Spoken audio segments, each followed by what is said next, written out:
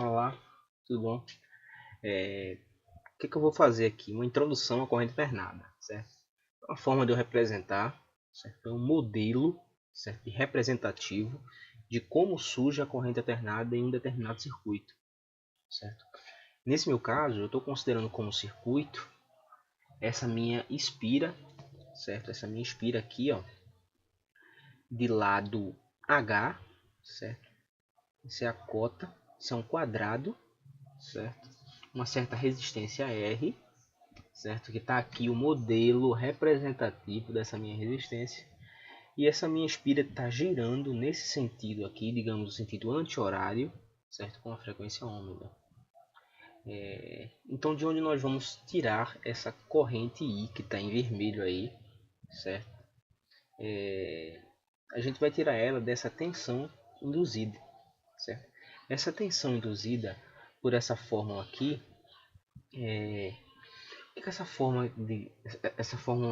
quer dizer para a gente? Bom, essa fórmula ela pode representar, certo, a lei de Lenz, certo, no que diz respeito à criação de uma tensão induzida, certo, num determinado circuito onde eu vou variar as linhas de fluxo, a densidade de fluxo ou fluxo, melhor dizendo, magnético no meu circuito. Ou seja, quando o meu fluxo varia no tempo, existe uma tensão, certo, que vai surgir no meu circuito, que vai ser oposta à variação desse fluxo magnético, certo? Por quê? Porque essa tensão que vai surgir, ela vai gerar uma corrente que vai gerar fluxo, certo? Ou linhas de fluxo em um sentido a se opor à variação. Ou seja, se eu estou variando o meu circuito, se eu estou variando o fluxo magnético no meu circuito, diminuindo esse fluxo, essa tensão induzida vai gerar uma corrente, certo? Que vai gerar fluxo em um sentido a restabelecer o que eu tinha antes, certo? Então, como é que eu encontro esse fluxo? O fluxo, nesse caso, vai ser a integral numa superfície que é a espira da minha densidade de fluxo escalar um elemento de área. Bom, então a minha tensão induzida ela vai ser igual a derivada temporal do meu fluxo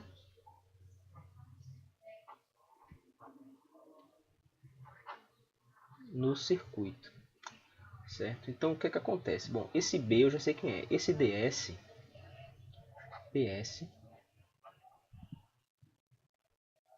ele é dy dρ. Em que direção? Está na direção φ, né? Por quê? Porque esse ds, se eu tenho uma determinada superfície,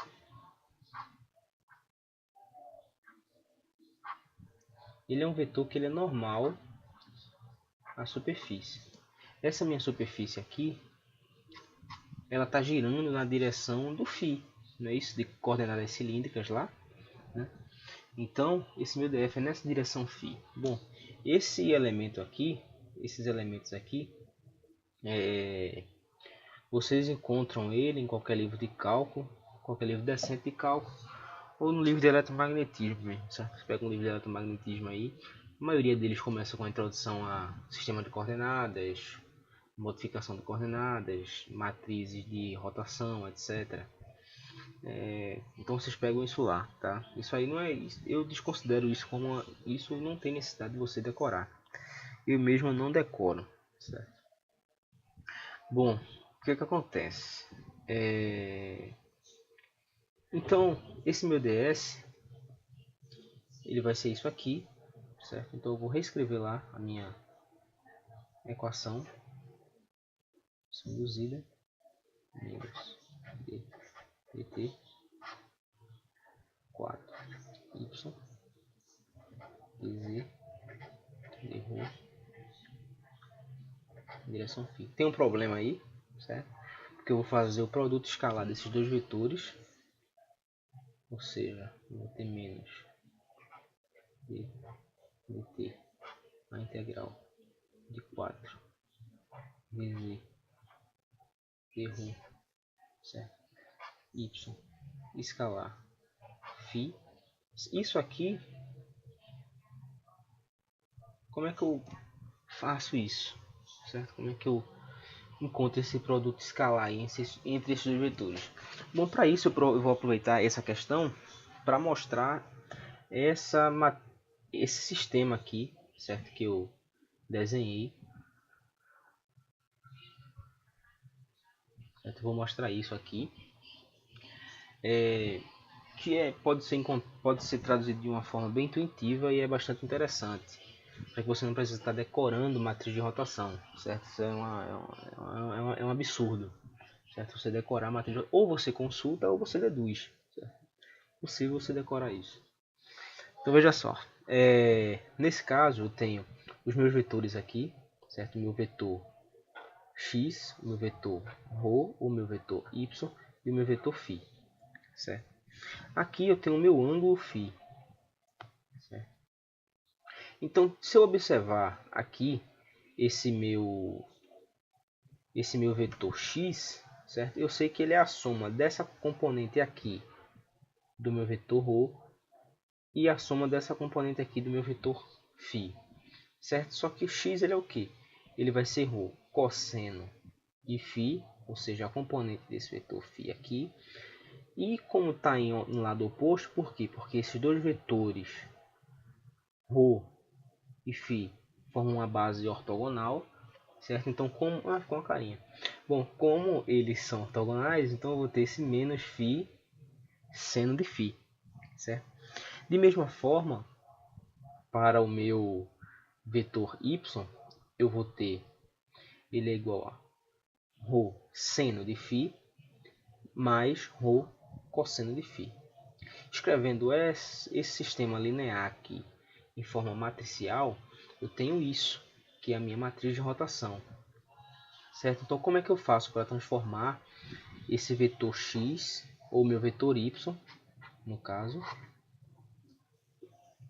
nas coordenadas φ e ρ, certo? Aqui não tem esse chapéuzinho não, tá? Então ele vai ser o vetor ρ seno de φ, certo? Ele é ρ seno de φ mais φ, esse é o versor cosseno de φ, certo? Então eu vou reescrever a minha equação, tá? Que eu transformei esse meu vetor y, certo? Em coordenadas cilíndricas, tá?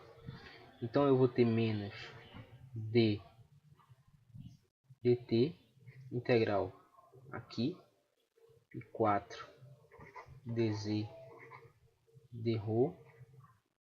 O y vai ser isso, vai ser ρ seno de φ mais φ cosseno de φ escalar φ, certo? Bom, essa componente aqui vai morrer, certo? Por quê? Porque quando eu fizer o produto escalar entre dois vetores ortogonais, o produto escalar é nulo, né? Então, eu vou reescrever, eu tenho menos d dt, certo? A integral, já vou expressar em integrais duplas, certo? Então, 4 dz d rho cosseno de φ, tá?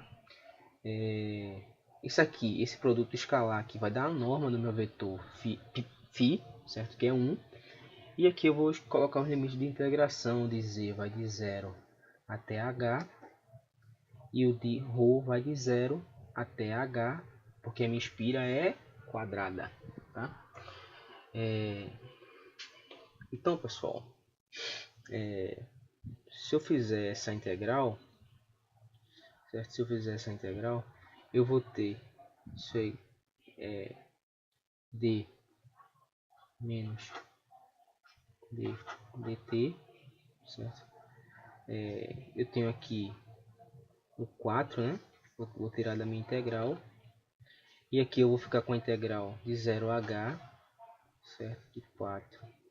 Bom, eu vou resolver a integral em z, vai dar h, certo? A integral em z vai dar h. Vou ficar com apenas a integral de ρ, certo? E aqui eu tenho o meu cosseno de φ, tá?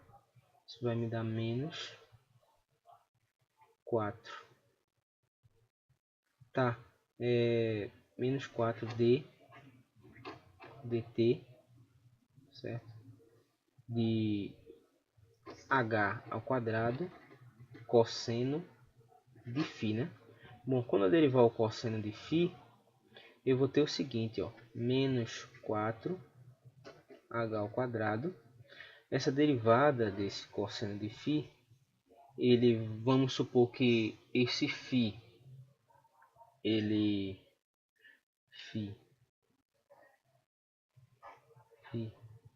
é igual a φ0 mais ômega t, certo? Φ ele é dessa forma, então eu vou ficar com cosseno,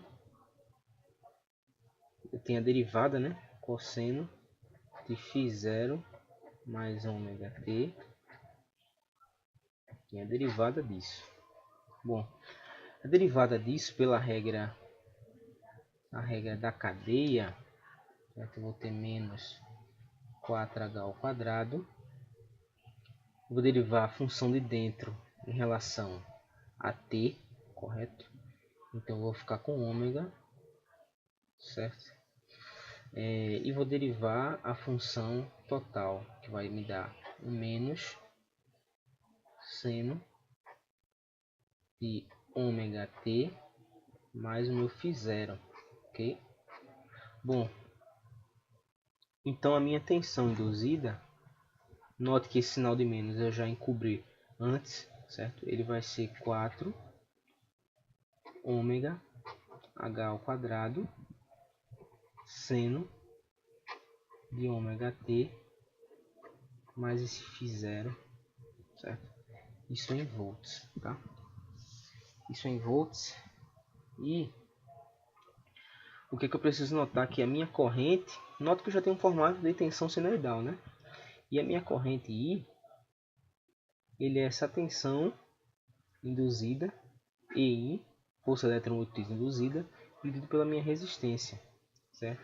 Então, a corrente induzida, ela é justamente esse 4 ômega h ao quadrado dividido pela resistência seno de ômega t mais φ0, certo? Isso em ampere, tá?